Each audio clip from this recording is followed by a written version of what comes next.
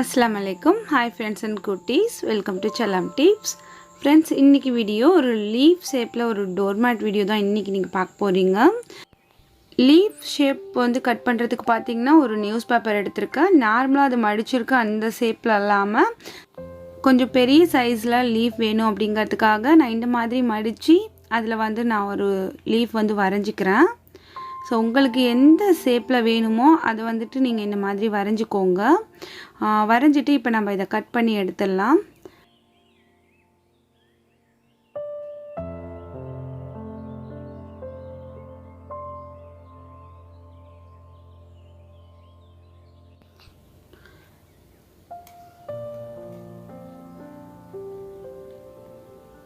இப்போ லீஃப் வந்து கட் பண்ணி எடுத்தாச்சு. பேப்பர் கட்டிங் ரெடியாக இருக்குது. அடுத்து வந்து நம்ம கிளாத்தில் வச்சு கட் பண்ணணும். ஸோ எந்த கிளாத் வேண்டாலும் எடுத்துக்கோங்க.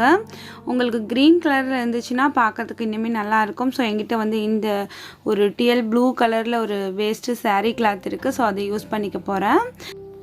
இப்போது சாரீ கிளாத்தை ஒரு மடிப்பு மடித்து வச்சுருக்கேன். அதை வந்து இன்னொரு முறை இந்த மாதிரி மடிச்சுக்கலாம். இப்போ நம்ம பேப்பர் கட்டிங் வச்சுருக்கோம் இல்லையா, அது அப்படியே இது மேலே இந்த மாதிரி வச்சுக்கலாம். பார்த்திங்கன்னா க்ளோஸ்டாக இருக்கிற சைடில் தான் நம்ம வந்து இந்த பேப்பர் கட்டிங்கோட அந்த மடித்த சைடு இருக்கணும். இந்த சைடில் இந்த ஓரம் வரணும். அந்த மாதிரி நம்ம பின் பண்ணிக்கலாம்.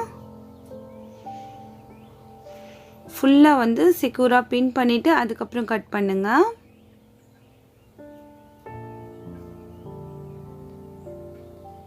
இப்போ பின் பண்ணியாச்சு. நான் உங்களுக்கு கட் பண்ணிவிட்டு காமிக்கிறேன்.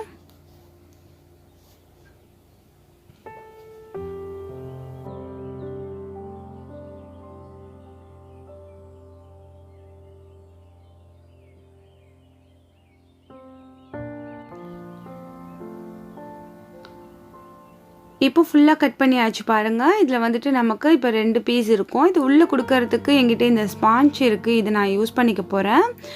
சப்போஸ் உங்கள்கிட்ட ஸ்பாஞ்ச் இல்லை அப்படின்னாக்கா நீங்கள் ஏதாவது பெட்ஷீட் கிளாத் இல்லை டவல் கிளாத் அந்த மாதிரி ஏதாவது உள்ளுக்குள்ளே வந்து திக்காக கொடுத்துக்கோங்க.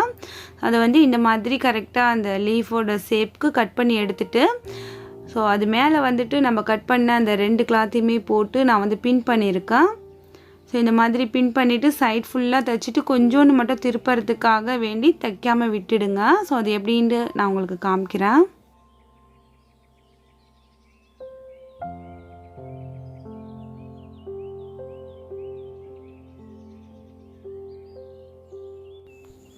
இந்த மாதிரி ஓரத்தில் தையல் போட்டுக்கோங்க.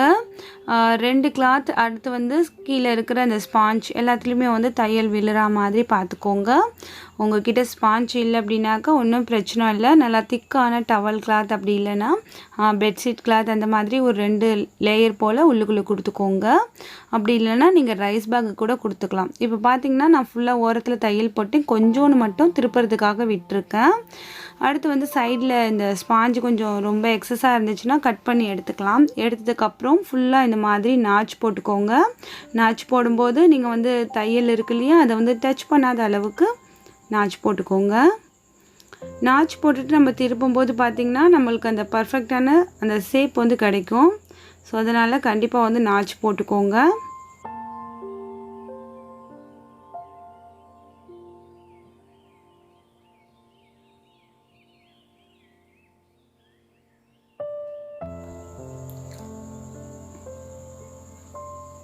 இப்போ ஃபுல்லாக வந்து நாச் போட்டாச்சு. உள்ளுக்குள்ளே வந்து கையை கொடுத்து நம்ம அப்படியே திருப்பி எடுத்துடலாம். ஸோ நான் உங்களுக்கு திருப்பிட்டு காமிக்கிறேன் பாருங்கள். இப்போ வந்து ஃபுல்லாக வந்து திருப்பி ஆச்சு. இந்த சைடில் நம்ம வந்து விட்டுருந்த இந்த இடத்துல இருந்து நம்ம வந்து தையல் போட்டுக்கலாம். ஃபுல்லாகவுமே தையல் போட்டுக்கலாம். ஸோ இது நீங்கள் வந்துட்டு மிஷின் இருந்தால் தான் தைக்க முடியும்ன்ட்டு இல்லை, நீங்கள் ஊசி நூல் வச்சு கூட தைக்கலாம். ஸோ இன்ட்ரெஸ்ட் இருந்துச்சு அப்படின்னாக்கா ட்ரை பண்ணி பாருங்கள். இப்போ வந்து ஃபுல்லாக வந்து தையல் போட்டு வந்தாச்சு. அடுத்து வந்து இந்த மாதிரி ஒரு சாக் பீஸில் மார்க்கர் எடுத்துகிட்டு ஸோ இதில் வந்து லீஃப்குள்ளார ஒரு டெக்ஸ்சர் இருக்கும் இல்லையா, ஸோ அதுக்காக வேண்டி இந்த மாதிரி வரைஞ்சிட்டு அதுலேயுமே தையல் போட்டுக்கோங்க.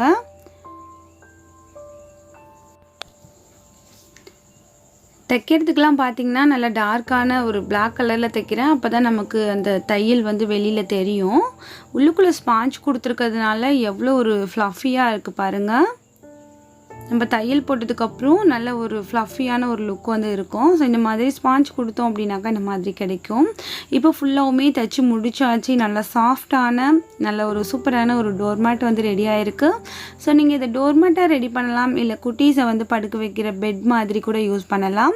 ஸோ இன்னும் கொஞ்சம் பெரிய சைஸில் செஞ்சிட்டிங்க அப்படின்னாக்கா பேபிஸை வந்து அழகாக வந்து தூங்க வைக்கிறதுக்கான பெட்டாக கூட இதை யூஸ் பண்ணலாம். நல்லா சாஃப்டான ஸ்பாஞ்சில் ரொம்பவே சூப்பராக இருக்கும்.